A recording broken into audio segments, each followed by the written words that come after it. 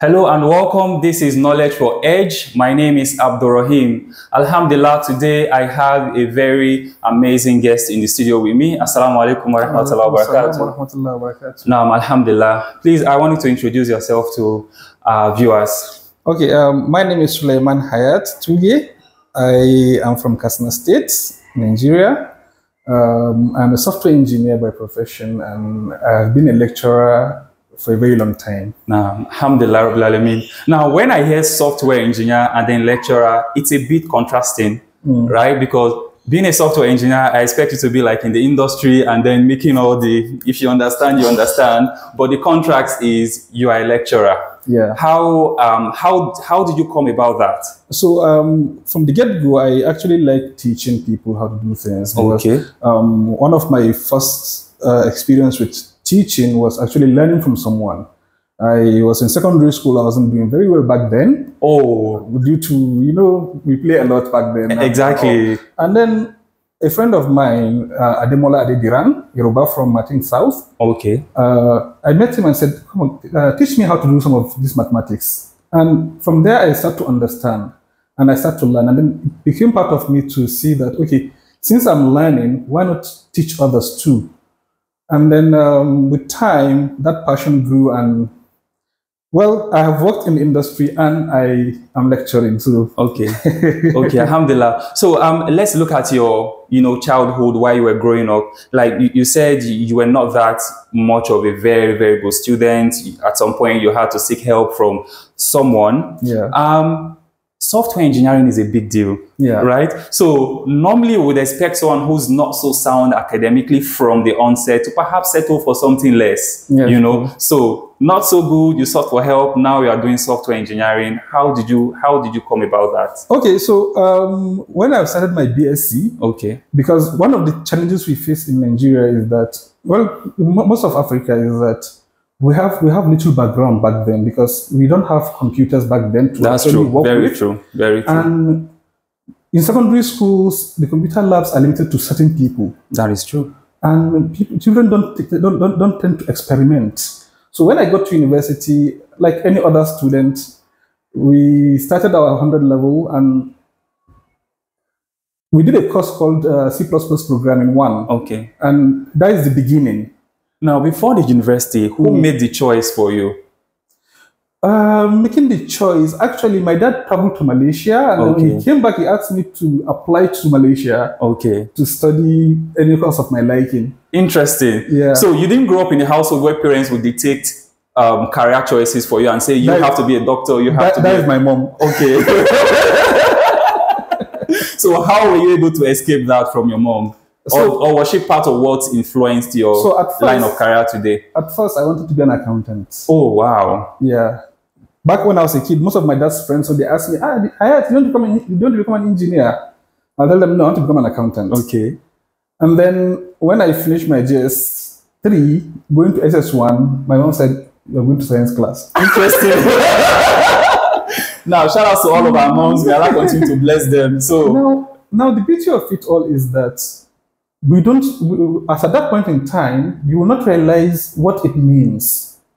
Your parent telling you, do this. Yeah, true. But then, later in life, you come to understand that, well, this choice is actually a good one. Exactly. And it was from a good place. That advice was also from a good place. Yes, it's a good advice because being a science student means that if I want to venture into arts, I can swap. Exactly. Effortlessly. Yes. Yes. I can swap. If I want to venture into business environment, I can easily swap also. Exactly. So that is actually one of the best choices my mom had helped me to make, and she's still helping me to make other choices. Now, alhamdulillah. So let's now transition to your early days in the university.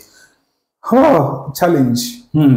Tell us. Challenge. So tell us. When we reached Malaysia, because I traveled to Malaysia, I think it was 2017, 18. Okay. Sorry, 2007, 2008, I think. Okay. When we arrived in Malaysia, most of my Nigerian friends that we arrived together, they started doing their BSc directly. Okay.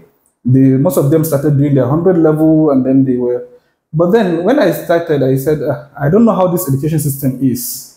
I don't want to go into something and then I realize that there are a lot of challenges. Yeah. So I said I will do foundation. Okay. But were your parents in support of that? Actually, my dad didn't know, my mom didn't know. Oh my God! How did you pull that through?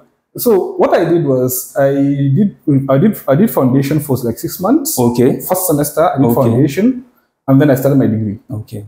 So what that helped me a lot because I was able to learn how the education system is over there. That was a very smart choice you made. Yeah, most of my colleagues were telling me, "Hayat, you have all the necessary requirements." Exactly. So why go do that again? I said, "You go and do degree." Me, I will start with foundation. So I did foundation for a semester, and then I learned how they do their assignments, how they submit their assignment, how their exams look like, and it taught me a lot going into the degree program. Exactly itself. So when we start degree program, we never learned programming in Nigeria. Okay. Never. Wow. I have never had anything programming apart from logics in mathematics. Okay. That is the only thing that I can remember that is slightly close to programming. And that's at a very, very fundamental level. Yeah. So when we reached 100 level and we started, most of the things were being taught, especially in programming, were passing through my head. Wow. You know, when you enter class and teachers start talking about, chemistry. Exactly. When you start doing hydrocarbons. Exactly.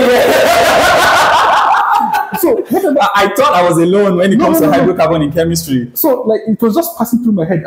The lecturer would say, okay, so write a C++ program that do this, and then I will like, you mean what? The Chinese guys will be like, exactly, because they have had that foundation right from the beginning. They did. Now, for me, it was like, write what now? And you're still there. And then the semester went on and on and on and on, and then we did our first assignment because over there they concentrate more on assignments than actually examination and test. No, test. Okay. They do more of assignment than test. And and you're actually assessed based on some of those assignments. You are assessed based on assignments. Beautiful. Because you're going to present it. Okay. After you're done with the assignment, you present. Okay. So that is like a mini defense. Oh, beautiful. So for them to know, actually, did you do this assignment? And also to follow your progress as you learn, instead of waiting for a long period before setting exams. Now, I had a classmate called Caesar. He's from Uganda. Okay. And I didn't know programming. Not one bit, I didn't know. And I collected his assignment. And then I changed my name. And then I printed and submitted. I hope somebody was not caught. No. So, after I've submitted the assignment, I went back to my room. Because, so I'm the kind of person that even if I collect from somebody, I'll go and check. Okay. Not just copying and pasting. No. I go and check. So, after I returned to my room and sat down, and then I started going through the codes that he wrote. Somewhere along the line, I saw a line of code that says, because Caesar is a smart guy, that is why he names himself as the author of this code. Wow. I said plagiarism 101.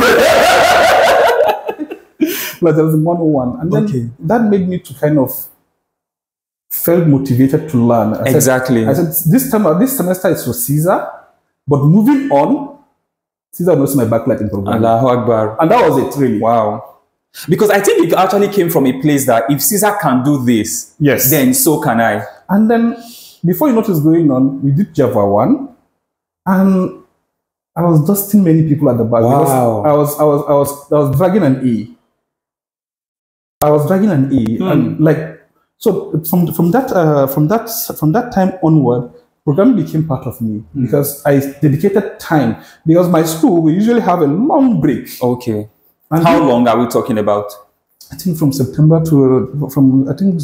November to March. Oh, that is long. A very long break. Usually my classmates come back to Nigeria. Okay. I see the rationale behind that, so that international students can travel. Well, I see. I never came back home. Okay. Yeah. So what were you doing during your holidays? So for the first 2 months, I will take the course outline for next semester. Okay. And then I'll cruise through it. And then after that, I will sleep. Okay. I will just, because back then in school, you had school buses that takes you to school. They bring you back from school. They take you to the mall. They bring you back from the mall. So you have transportation covered. Oh, beautiful. So when I'm free, I sleep, I eat, I learn. That is what I do. Like I live a triangle life. Hostel, school, mall. Exactly. That was my life. And that was a lot of focus, no distractions whatsoever. There were distractions, really. Okay. There were a lot of them. Because I think the very first week I went to Malaysia, a friend of mine came and said, let's go to the club.